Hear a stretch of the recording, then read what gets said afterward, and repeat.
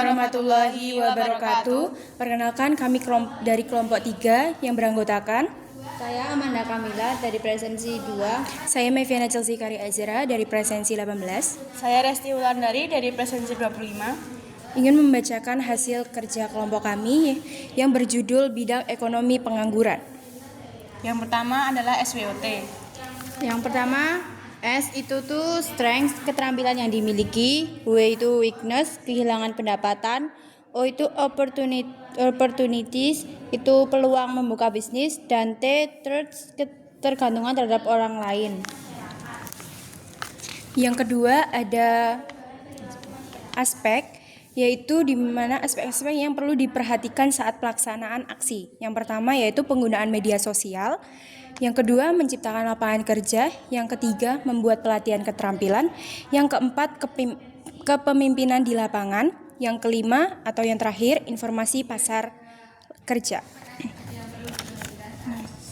Yang ketiga ada skema SWOT, yaitu Aldi seorang pemuda yang memiliki keterampilan dalam bidang desain grafis dan fotografi. Namun setelah lulus kuliah, ia kesulitan memuat pekerjaan yang sesuai dengan bidangnya.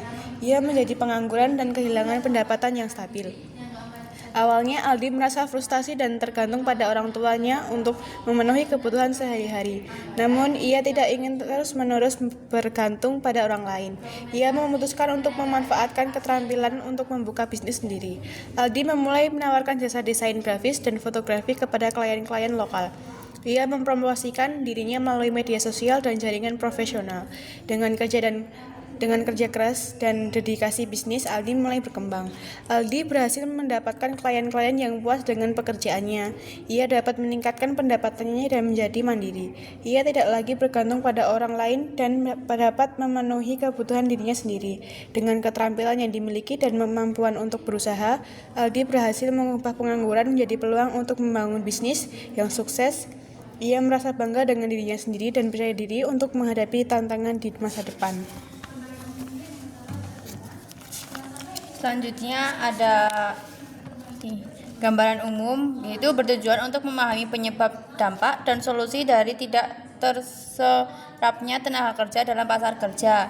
A itu pendahuluan. Yang pertama, latar belakang. Pengangguran dan tingkat pengangguran merupakan salah satu alat dasar untuk mengukur kinerja setiap negara dari Stober 2015. Lalu rumusan masalah. Yang pertama, bagaimana pengaruh pertumbuhan ekonomi terhadap tingkat pengangguran di Indonesia.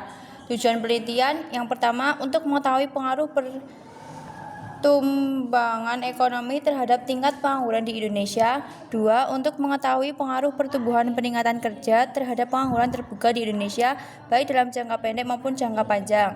Selanjutnya, manfaat penelitian yaitu mampu menambah ilmu pengetahuan dan memperluas wawasan penulis. Untuk yang kedua, untuk pembahasan ada pengertian pengangguran. Pengertian pengangguran adalah kondisi di mana seseorang yang termasuk dalam angkatan kerja tidak memiliki pekerjaan dan sedang mencari pekerjaan atau tidak bekerja sama sekali. Penelitian yang relevan yaitu analisis permasalahan pengangguran di Indonesia tahun 2024 1 Juli.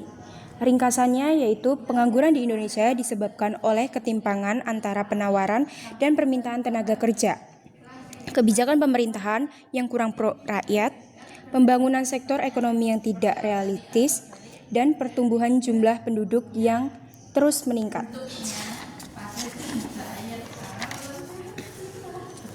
Yang ketiga yaitu penutup, kesimpulan dan sarannya, yaitu pertama kesimpulan untuk mengatasi pengangguran di Indonesia antara lain adalah penawaran dan penilaian tenaga kerja, kebijakan pemerintah yang kurang pro rakyat, pembangunan sektor ekonomi yang tidak realistis, dan pertumbuhan jumlah penduduk yang terus meningkat.